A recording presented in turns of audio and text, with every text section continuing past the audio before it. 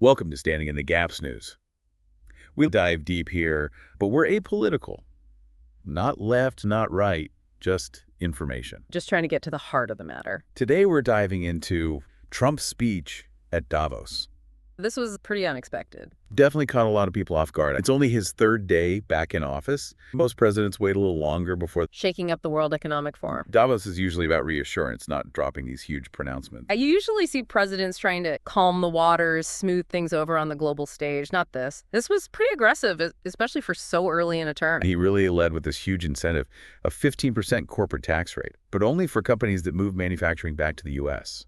So I've got to ask, is that really as low as it sounds compared to what other countries are doing? Oh, it's definitely low. The global average is more like 23%. But what's really important here is that it undercuts a lot of the developed economies. It makes the U.S. a really attractive option for those big multinational corporations. You know, the ones that are always looking to minimize their tax burden. Exactly. I mean, think about industries like pharmaceuticals or tech. They've already got high profit margins. So a 15% tax rate, that could be a huge motivator to pack up and move. So that's the carrot. But then he brings out the stick, right? Tariffs for companies that don't move manufacturing back to the U.S. And he throws out these numbers, hundreds of billions, even trillions flowing back into the U.S. Treasury. So help me understand this. How realistic are those numbers? And I mean, what are the potential downsides of relying so heavily on tariffs? Well, first off, those figures, they're ambitious, to say the least. I mean, tariffs can definitely generate revenue, but trillions, that's pretty unprecedented. Historically, when we've seen these kinds of protectionist policies, other countries often retaliate. They slap their own tariffs on U.S. goods, and then you end up with a trade war. And those tend to hurt everyone involved. Remember Smoot-Hawley? Back in 1930. Exactly. It's often blamed, at least in part, for the Great Depression. The global economy is obviously very different today than it was back then, but some things never change, you know? Like what? Like the core principles of international trade. I mean, when one country tries to protect its own interests too aggressively, it can disrupt the whole system. That makes sense. But then there's this other thing, and it's kind of tossed out there almost casually. He mentions chatting with the Crown Prince of Saudi Arabia, Mohammed bin Salman. Right, about a potential investment. Potential $600 billion investment in the U.S. And then he jokes about bumping that up to $1 trillion. So break this down for me.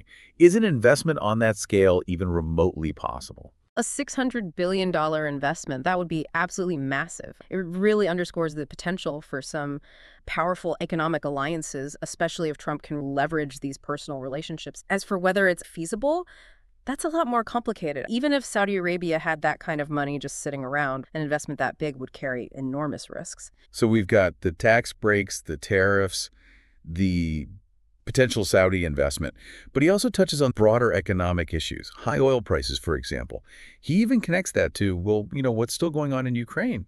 Then he starts talking about the need for lower global interest rates. Yeah. How much influence does the U.S. president actually have over these things? I mean, can he just dictate what happens in the global economy? Well, no. Not directly, at least. He can't just snap his fingers and set oil prices or global interest rates. The U.S. economy is huge. So U.S. policies, they have a ripple effect. They can definitely influence things, like with oil prices, for example.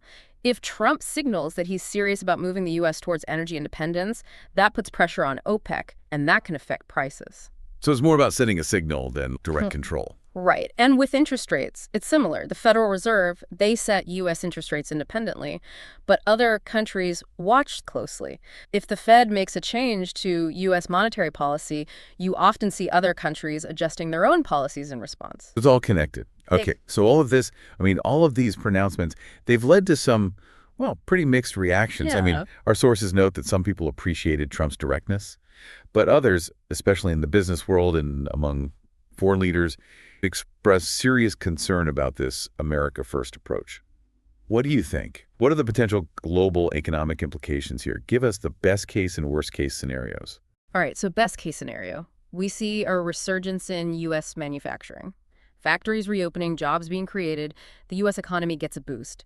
Because the U.S. economy is so big, that revitalization could actually stimulate growth globally. Sounds pretty good. But what about the worst case scenario? Worst case, trade wars.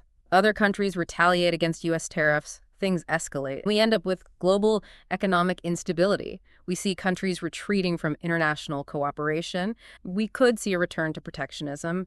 And that would mean dismantling the interconnected global economy that we've spent decades building. So it could go either way. This is a lot to process. We've got a president who is clearly ready to shake things up, and it's going to be a fascinating, if potentially volatile, ride. I mean, we're only 3 days in, and look at what's already happened. What are your thoughts on Trump's approach? Do you see potential pitfalls, opportunities? We really want to hear from you. This is a complex issue, and there are no easy answers. But that's what we're here for, right? To dive deep and explore these issues together. So, until next time, stay informed, stay curious, and keep standing in the gaps. And we also want to mention our GoFundMe campaign. We're really working hard to broaden our audience and increase production. We could really use better equipment, webcams, studio microphones, even better editing computers. Every little bit helps. You can find the link in the show notes. Thanks for listening.